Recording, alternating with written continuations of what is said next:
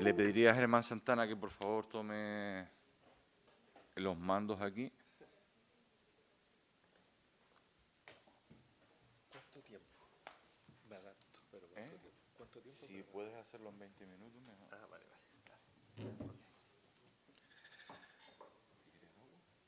Vale, sí. Y Vete haciendo pausas así para que... sí, voy pasando aquí, ¿verdad? Vale.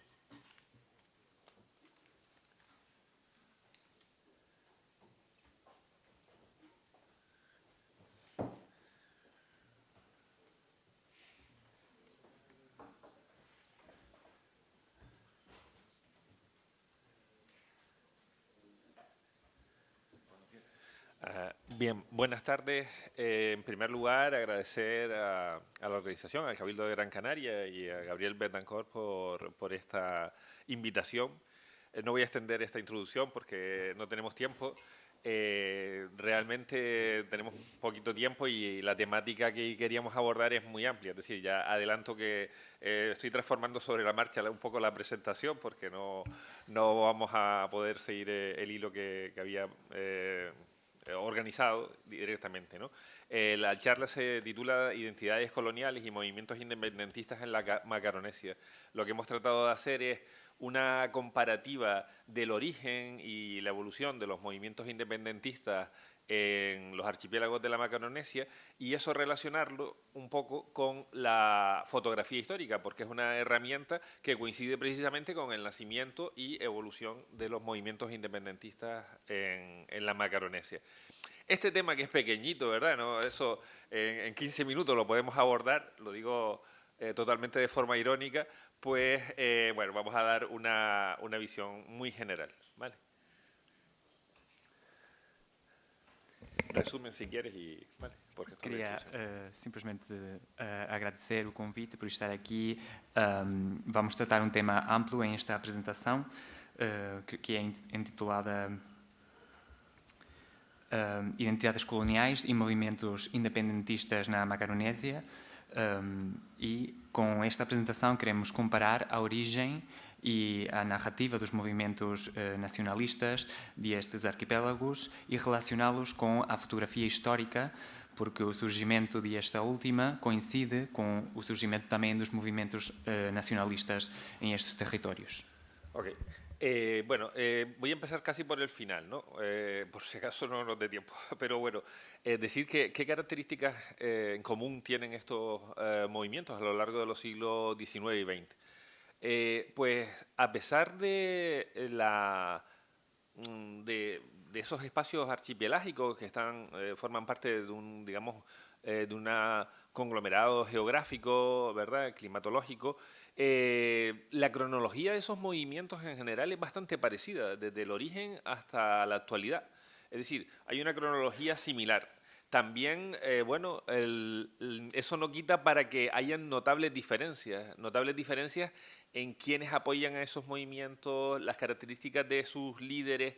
Es tan diferente que hay un objetivo cumplido en el caso de la República de Cabo Verde y no está cumplido ese objetivo para el caso del resto de los territorios de la Macaronesia. Creemos de todas formas que dentro de los movimientos independentistas, quitando por supuesto el objetivo cumplido de Cabo Verde, en líneas generales creemos que en Canarias tiene una por lo menos mayor fortaleza que en el resto de los archipiélagos de la Macaronesia, que en Azores y en Madeira, que también existen, aunque como veremos con características diferentes.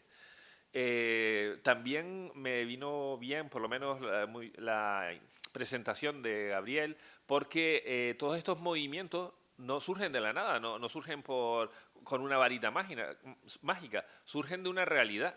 Y creo que las fotografías que mostraba Gabriel sobre la realidad de Canarias, pues es un buen ejemplo de ella, ¿no? Nosotros tenemos algunas más también en nuestra presentación.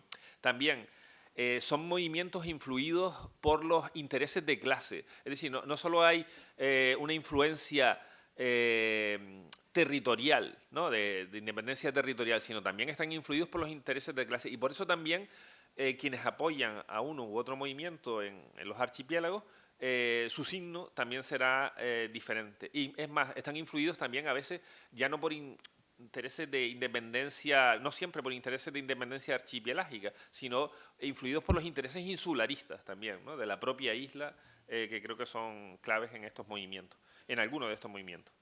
No sé si... Bueno.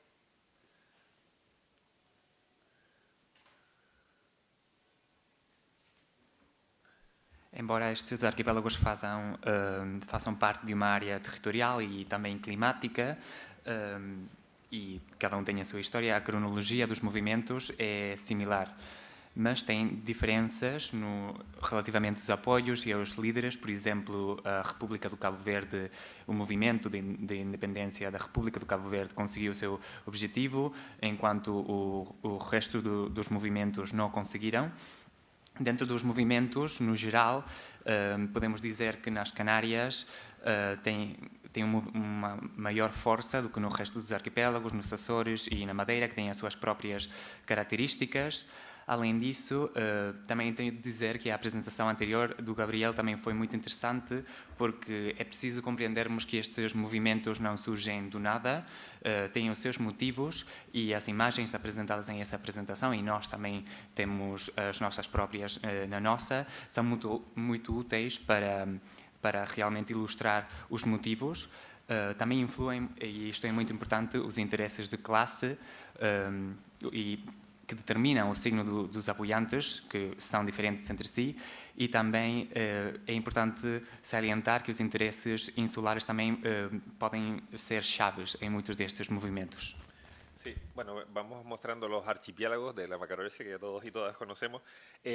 Por supuesto hay una influencia de las clases dominantes en el desarrollo de estos movimientos, en todos los archipiélagos, ¿vale? Pero es cierto que, por ejemplo, en los archipiélagos de Madeira y en el archipiélago de Azores, sobre todo a partir de la revolución de los claveles en Portugal, ahí la influencia de la derecha es mayor que en los otros movimientos independentistas.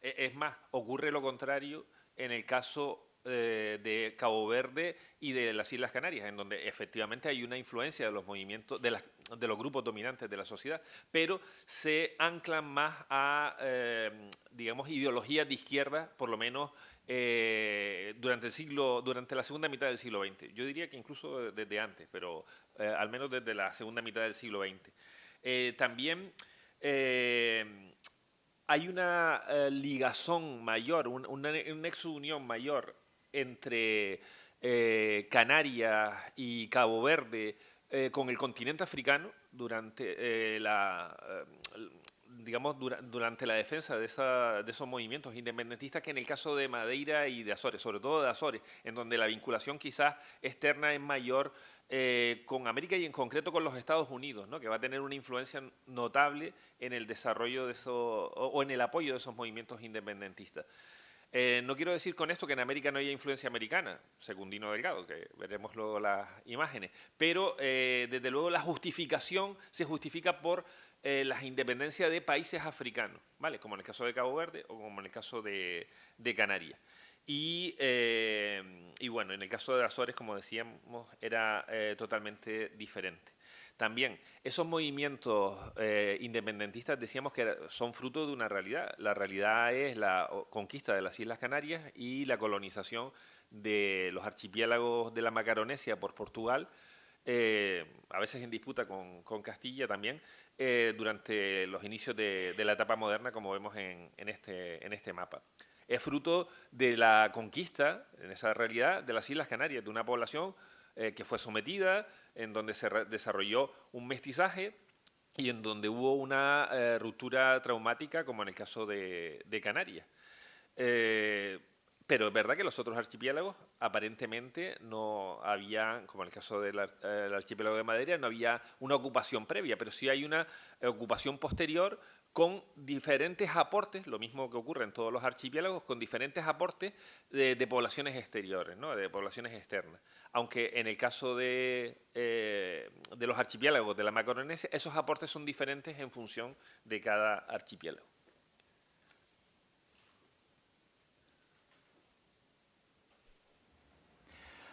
Na nossa apresentação vamos mostrar a realidade dos diferentes arquipélagos.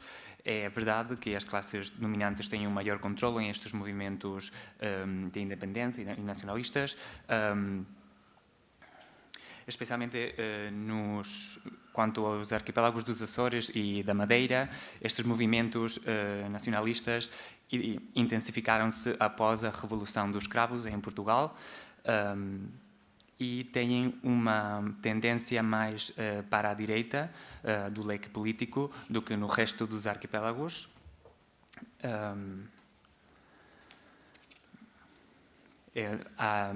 As Canárias e Cabo Verde têm mais ligação com os movimentos nacionalistas da África, e durante o surgimento e as etapas mais fortes destes movimentos apoiaram-se muito na história de independência dos países africanos, mais do que o resto dos arquipélagos. Nos Açores, por exemplo, este movimento esteve mais ligado aos movimentos, à realidade dos Estados Unidos e da América.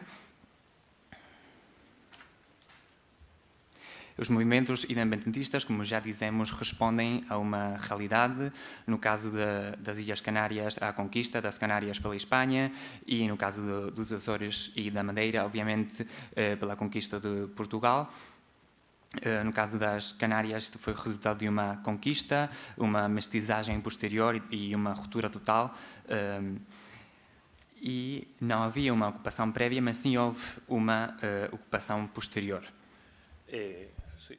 En esa realidad, desde luego, está presente también el control, como veíamos, de la distribución, del comercio, el control de los puertos, como este de Sao Vicente, de Mindelo, que se va a convertir en el gran puerto caboverdiano del siglo XIX, o como en los puertos, el puerto quizás más pujante, que sería el puerto de La Luz y de Las Palmas a partir del siglo XIX, sobre todo en la segunda mitad con la ley de puertos francos, que no nos vamos a detener en ese aspecto.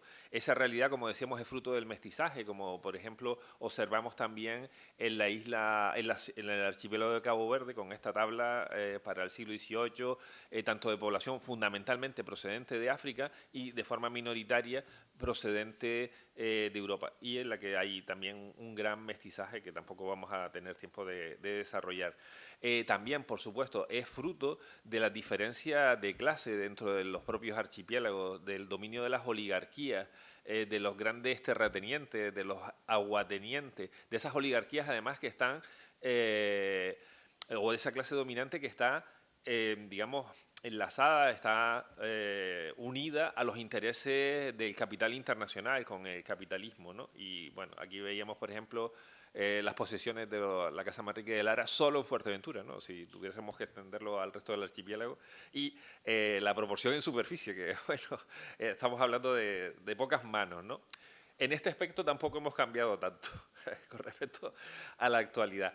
Y también, por supuesto, es fruto de la condición de los grupos dominados, ¿no? Del amplio analfabetismo que existía y que existió hasta hace bien poco en las islas, ¿no? En los archipiélagos. Como en este caso es el porcentaje de población analfabeta en Canarias hasta 1930. Pero en 1975 todavía teniendo porcentaje de en torno al 15 al 20% de la población, más en mujeres que en hombres, como vemos aquí siempre, ¿no? Y es fruto también de la pobreza de los archipiélagos, ¿no?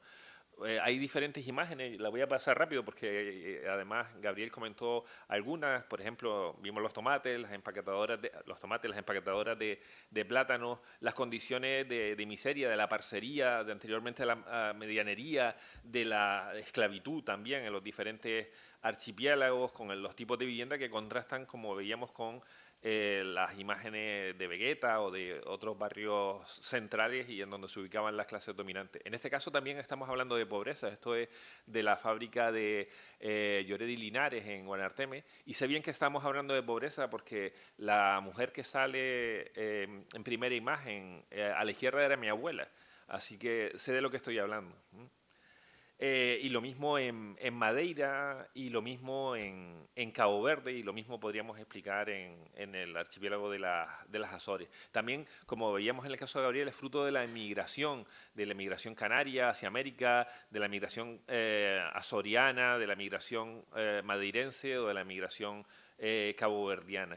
Y la influencia de una migración que es constante en el caso de los 3 primeros archipiélagos hasta las finales de la década de los 70, y en el caso de Cabo Verde, que todavía en gran medida se mantiene, como veíamos, las cifras espectaculares de población emigrante, ¿no? En el caso de Cabo Verde, aquí, por ejemplo, vemos algunos de los destinos, ¿no? También de la población caboverdiana en estos momentos. Del sistema, por supuesto, administrativo, del control administrativo a lo largo de la historia, como por ejemplo los inicios en el siglo XV para el archipiélago de Madeira, con esos donatarios o capitanes donatarios que continuarán a lo largo de toda la etapa moderna, igual en el caso de las Azores, los gobernadores para el caso de Madeira también, en fin, eso. Ahora seguimos. No hace falta todo, sino un resumen.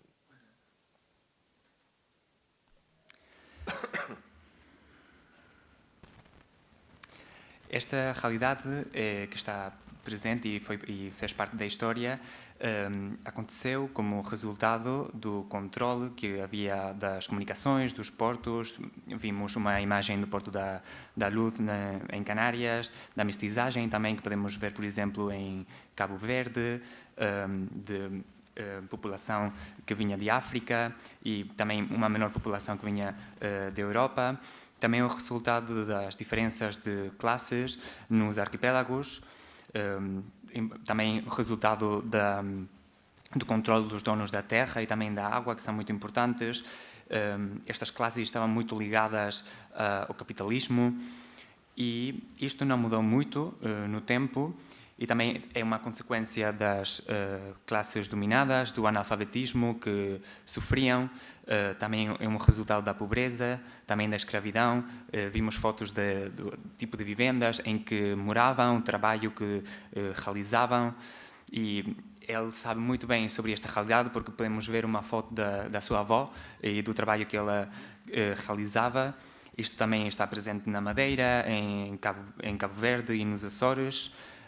Também foi um resultado da imigração da população destes arquipélagos para a América, dos Canários, por exemplo, e também aconteceu isto no resto dos arquipélagos.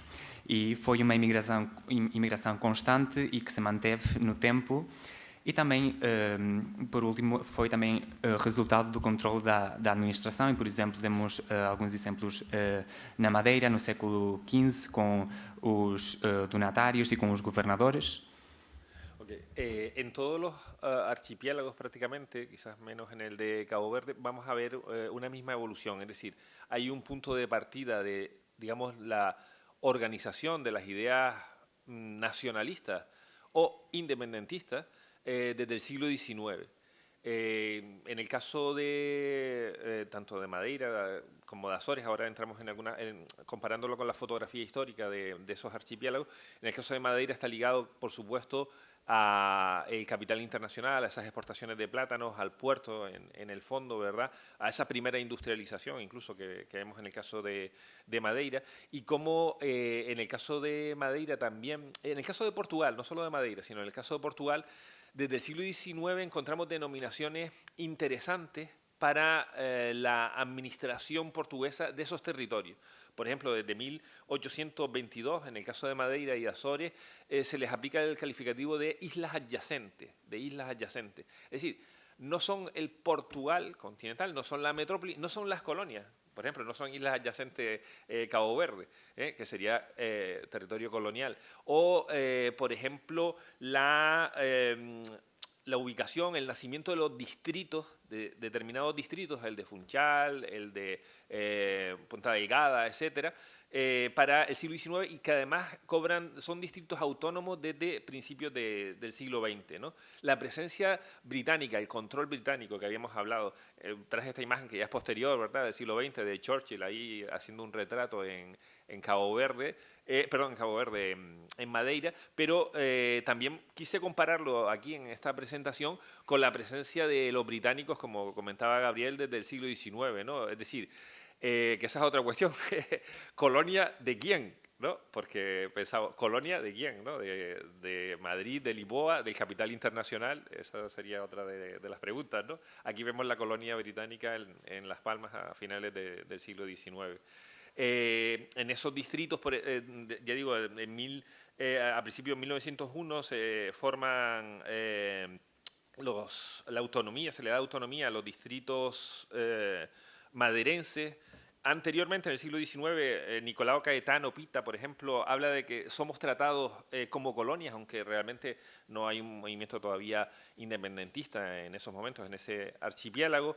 La llegada de los reyes, ¿no?, que curiosamente coincide tanto en los archipiélagos lusitanos como en el archipiélago canario en la misma época. Por eso les decía que las cronologías son muy parecidas, aunque es verdad que los intereses no siempre son los mismos, ¿no? O, en el caso de Madeira, la revuelta de la Fariña para principios de la década de los 30, que coincide además con un intento de golpe republicano frente a la dictadura en 1931, como vemos también en estas imágenes. Y cómo posteriormente, ya para la década de los 70, voy avanzando muy rápido, en el caso de Madeira, se crea el movimiento de autonomía de las Illas Atlánticas en 1974, el Frente Centrista de Madeira, en donde va a dar lugar además al FLAMA, al Frente de Liberación do Arquipélago da Madeira, que propone su propia moneda, con apoyos, por cierto, de la clase dominante. Es una reacción, en el caso de Madeira, y veremos que también en el caso de Azores, a el establecimiento del posible comunismo en Portugal. Y por tanto, la clase dominante en esos momentos dice, bueno, si en Portugal se instala el comunismo, mejor independiente y seguir controlando a la población que controlábamos durante centurias, ¿no? Por eso digo que tiene un carácter muy diferente al canario, ¿no? Con atentados también, con manifestaciones en contra, sobre todo, de los líderes y de los planteamientos del Partido Comunista Portugués, tanto en el caso de Madeira como en el caso de Canarias. Por cierto, esta vía armada coincide también, si nos fijamos, con la vía armada, por supuesto, del independentismo canario, ¿no?, en la década de los 70, después de la muerte de Franco, y en el caso caboverdiano, pues con la lucha armada que se plantea desde los inicios, ¿no? Aunque tengo que reconocer que Amílcar Cabral propone la vía pacífica, ¿no? Es Portugal el que rechaza la vía pacífica y, por tanto, la única salida es la vía armada. Con personajes como Alberto João Jardim, con esa camiseta, ¿verdad?, de Madeira, miña patria, y con otros como que no tenemos fotografías aquí, el obispo Francisco Santana, que representa los sectores más conservadores dentro de la política portuguesa, ¿no? Lo de Santana coincide con mi apellido, pero creo que es lo único que coincidimos en el caso ideológico. Voy a ir más rápido. Sí, vale.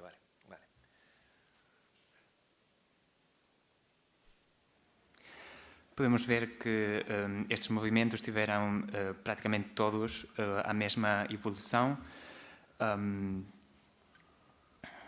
No caso da Madeira, estes movimentos estiveram muito ligados ao capital internacional, com a primeira industrialização, com a exportação de banana. Em Portugal, a partir do século XIX, vimos como começavam a ser criadas denominações concretas para esta gestão destes territórios, como, por exemplo, ilhas adjacentes, eram assim chamadas os arquipélagos que estavam sob domínio de Portugal, ou seja, que não faziam parte da metrópole. Foram criados também as diferenciações entre territórios, por exemplo, Funchal, Ponta Delgada. Também temos de comentar a presença britânica. Por exemplo, vimos uma foto de Churchill na Madeira. E quis comparar isto também com a presença dos britânicos, porque quando colocamos a pergunta de somos uma colónia, também temos de nos perguntar somos uma colónia, mas de quem? Nesses distritos, em 1901, foi criada a autonomia de madeirense e começam a ser tratado o tema do tratamento como colónia. Na Madeira, por exemplo, aconteceu a Revolta da Farinha e no início da década dos 30, 1930, estes movimentos agiam como resposta, era uma resposta como um golpe republicano contra a ditadura. Também na Madeira, em 1974, surgiu o movimento da autonomia das Ilhas Atlânticas e também foi criado a Flama, que era o Frente de Libertação do Arquipélago da Madeira. E estas greves eram realizadas contra os líderes, tanto em Madeira como também nas Canárias, por isso é outra semelhança que têm estes movimentos. Havia a Armada que decidem tomar estas greves armadas, coincidem nas Canárias também e surgiram após a morte de Franco, em 1975, e pessoas importantes em estes processos, em estes movimentos, foram, por exemplo, Alberto João Jardim ou o Bispo Francisco Santana, que, como ele disse, o seu apelido coincide com o dele, mas a nível político ou de ideologia não se parecem muito. Bien, vamos a, como tengo que ir terminando, voy a ir a pasar las imágenes y comentando algunas breves cosas. En el caso de Azores, quizás el nacimiento podríamos iniciarlo con la coreografía azoriana de 1822 de Joao Suárez, que por cierto coincide también en el tiempo con, digamos, los primeros pasos del independentismo canario, que todos situamos a finales del siglo XIX con Secundino Delgado y con la migración hacia Venezuela y hacia Cuba, pero no, nosotros tenemos documentación de los archivos norteamericanos que nos hablan de la presencia de norteamericanos buscando personas de la clase dominante que fueran favorables a la independencia de Canarias en 1824 y encontrándose que sí habían en el Valle de la Orotava una serie de personas que eran favorables a esa independencia. Por cierto, es muy curioso ese texto porque esa documentación, porque además los norteamericanos estaban interesados y quien les paran los pies a los norteamericanos no son los españoles, son los británicos, que les dicen, oiga, es que usted está equivocado, es que usted piensa que Canarias es una colonia española. No, quien controlamos somos los británicos. Y a partir de ahí los norteamericanos pues pierden ese interés, al menos en esa época, ¿no? En el caso de Azores, con Aristide de de Montalverne de Sequeira, a finales del siglo XIX, con ese defensa digamos, del carácter azoriano, la evolución administrativa que habíamos puesto, pasaríamos a las revueltas, digamos, o el recorrido independentista y autonomista previo desde la década de los 30 también en Azores y ya a partir de 1975 con con ese movimiento del FLA y del MAPA que optan por la independencia. Sé que voy muy rápido, pero es que eso, ¿no? Con las diferentes manifestaciones que también veíamos en Madeira, en Azores fundamentalmente, más que en Madeira, y la presencia de la base norteamericana de Terceira, que es clave también para explicar esas influencias, ¿no? O figuras como la de José de Almeida para el caso azoriano, que además, digamos que con esa consiguen echar al gobernador Antonio Borges Coutinho en esos mismos años, ¿no? Hay una vía de fuerte presión. En el caso de Canarias, esto me lo voy a saltar, en fin, la figura de Secundino Delgado a finales del siglo XIX y la figura de José Cabrera Díaz, que funda el Partido Nacionalista Canario en Cuba en 1924, antes con el Partido Popular Autonomista también en Cuba, ¿no? La figura del Corredera en la década de los 50, que es el detonante de hecho aquí lo vemos precisamente arropado por la sociedad, arropado por la sociedad, ¿no? Refugiado mientras estaba perseguido por la dictadura franquista, y cómo todo eso va a eclosionar en el movimiento Canarias Libre a principios de la década de los 60, con una fuerte influencia izquierdista del Partido Comunista, con Sacaseta, con Carlos Suárez, abogados laboralistas, como en el caso también de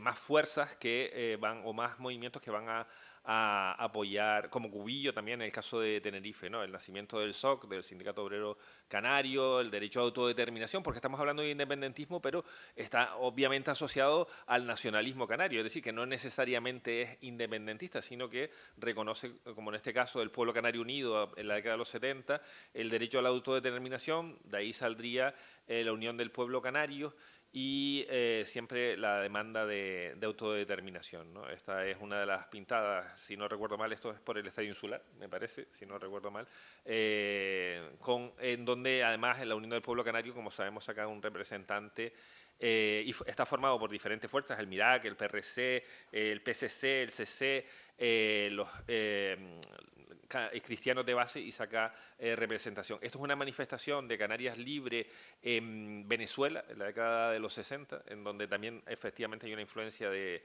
la migración canaria, con Boumediene, con Cubillo, en el caso de los 70, los atentados como el de Galerías Preciado, las presiones también hacia el sector turístico de Cubillo, del M. Payac, el atentado que el Estado, el propio Estado lo organiza desde su migración a Argelia a Antonio Cubillo. Y bueno, quería también poner la imagen de Manuel Alemán, no tanto por el independentismo, sino pues también, al igual que ocurre en el caso de Azores o de Madeira, o en el caso caboverdiano, de la identidad canaria. Como por ejemplo se trabaja la identidad caboverdiana a través de la revista Claridades, ¿no? Desde principios del siglo XX, el Palacio Gobernador, con la figura clave de Amílcar Cabral, que va a estar presente en la independencia no solo de Cabo Verde, sino de Guinea-Bissau, como sabemos, y precisamente en Cabo Verde, aunque el movimiento independentista, digamos, es más tardío que los otros archipiélagos, es el primero que logra la consecución de ese objetivo, ¿no? Con el apoyo popular tanto en Guinea-Bissau como en Cabo Verde, y la importancia del PAIGC, que defendía precisamente esa independencia, y otras figuras como la de Pedro Pires, que luego también tendrían puestos de relevancia en Cabo Verde, y en donde hay elementos que son también, ya voy con esto acabando, de verdad, elementos que son que son similares, ¿no? Como por ejemplo son campos de exilio, ¿no? Como en el caso de Canarias, como en el caso de Cabo Verde, por ejemplo, y de tortura, ¿no? Como el campo de Tarrafal, al norte de la isla de Santiago, ¿no? Y bueno, la celebración de la independencia caboverdiana siempre con la figura de Cabral. Tengo que hacer una broma final, pero es que esto no lo puedo evitar, que es, después de eso, traduce chacho, chacho, híncate un tuno y tírale un tenique. Es broma. No tiene traducción. No tiene traducción. Eso es muy criollo.